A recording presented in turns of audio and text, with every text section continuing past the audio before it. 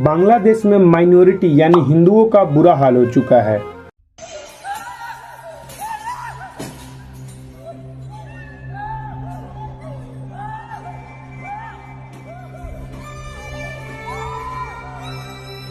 बांग्लादेश में मंदिरों को जलाया जा रहा है, हिंदुओं को मारा जा रहा है, हिंदू बहन बेटियों के साथ बलात्कार किया जा रहा है, उन्हें मारकर लटकाया जा रहा है और उनके दुकानों को जलाया जा रहा है। वहां पर जितने भी हिंदू हैं वो हजारों की संख्या में भारत के बॉर्डर पे आ चुके हैं ताकि उन्हें भारत में शामिल किया जा सके, क्योंकि बांग्लादेश के कई जगहों पे हिंदुओं के मंदिरों को जलाया जा रहा है, उनके घर को जलाया जा रहा है, उनके घर को तोड़ा जा रहा है, उनके घर में घुसकर दुष्कर्म किया जा रहा है। बांग्लादेश में प्रोटेस्ट तो शेख हसीना के खिलाफ और रिजर्वेशन को हटाने के लिए किया गया था, लेकिन अब ये प्रोटेस्ट हिंदू मुस्लिम का रूप ले चुका है और वहां पर जितने भी जिहादी हैं वो हिंदुओं को चुन चुन कर मार रहे हैं। जिहादियों ने लिटिन दास के घर को भी जला दिया है। वो लिटिन दास जो बांग्लादेश को वर्ल्ड लेवल पर रिप्रेजेंट कर रहे हैं, बस उनकी गलती ये थी कि वो हिंदू फैमिली से बिलोंग करते थे। आपने ये तो देखा होगा कि जिहादी शेख हसीना के घर में घुसकर चोरी कर रहे हैं और शेख हसीना के अंडरगारमेंट को लेकर हवा में लहरा रहे हैं। वहीं कुछ लोग हमारे देश में ये भी कह रहे हैं कि भारत में 20 से 30 करोड़ लोग ऐसे हैं जो अगर एक हो जाए तो भारत में भी बांग्लादेश जैसी सिचुएशन क्रिएट हो सकती है। कुछ लोग चाटने के चक्कर में इतने गिर चुके हैं कि जो कह रहे हैं कि बांग्लादेश में हिंदू और मंदिरों को प्रोटेक्ट किया जा रहा है, और यही वो लोग हैं जो प्रोपेगेंडा फैलाकर भारत में भी ऐसी सिचुएशन लाना चाहते हैं ताकि यहाँ की सरकार को पलटा जा सके जैसे बांग्लादेश में पलटा गया। कुछ ऐसे पत्रकार और सोशल मीडिया इन्फ्लुएंसर घूम रहे हैं जो कह रहे हैं कि बांग्लादेश में माइनॉरिटी खतरे में नहीं है।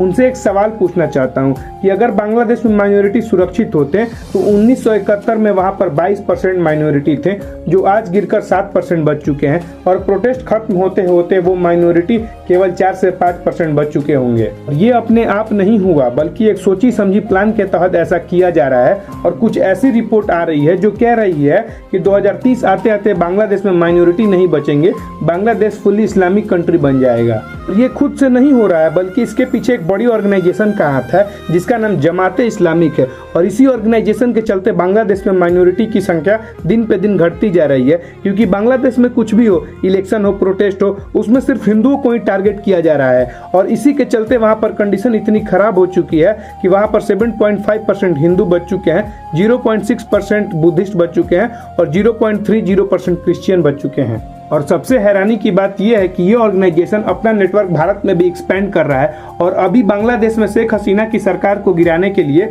जमाते इस्लामिक ऑर्गेनाइजेशन का काफी बड़ा रोल है। जमाते इस्लामिक ऑर्गेनाइजेशन को यूएसए ने टेररिस्ट ऑर्गेनाइजेशन घोषित कर दिया, उसके बाद भी ये ऑर्गेनाइजेशन नाम बदलकर ऑपरेट कर रहा है। बांग्लादेश के प्रोटेस्ट में बहुत सारे हिंदू भी शेख हसीना के खिलाफ प्रोटेस्ट कर रहे थे, लेकिन अब उनको भी मारा जा रहा है क्योंकि वो हिंदू हैं। और सबसे हैरानी की बात यह है कि वहां पर जाति पूछकर नहीं मारा जा रहा है कि तुम किस जाति से बिलोंग करते हो, बल्कि इसलिए मारा जा रहा है कि वो हिंदू हैं।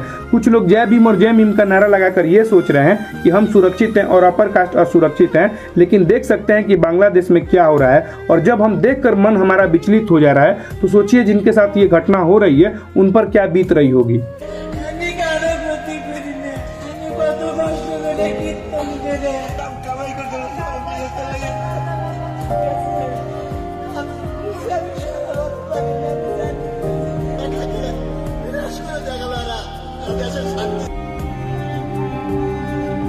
और हमारे देश में कुछ ऐसे पत्रकार हैं जो ऐसा दिखा रहे हैं कि बांग्लादेश में तो कुछ हुआ ही नहीं है, और वो लोग इतना प्रोपेगेंडा फैला रहे हैं कि वहां पर हिंदू और मुस्लिम दोनों असुरक्षित हैं। लेकिन एक बात आप बताओ कि वहां पर कितने मदरसे तोड़े गए, कितने दरगाह तोड़े गए? शायद इसका आंकड़ा उन पत्रकारों के पास नहीं होगा। और कुछ सेकुलर लोग ऐसे हैं जो मान भी रहे हैं कि बांग्लादेश में कुछ हुआ ही नहीं है। वो लोग तब तक नहीं मानेंगे जब तक उनके साथ ऐसी घटना घट नहीं जाती है, जब तक उनके घर को नहीं जलाया जाएगा, जब तक उनके घर को तोड़ा नहीं जाएगा, तब तक सेकुलर लोग नहीं मानेंगे कि बांग्लादेश में कुछ हुआ भी है। इसीलिए मैं तमाम हिंदुओं से कहना चाहता हूं कि आप जातियों में मत बंटो, नहीं तो आपका भी हाल बांग्लादेश के हिंदुओं जैसा होगा।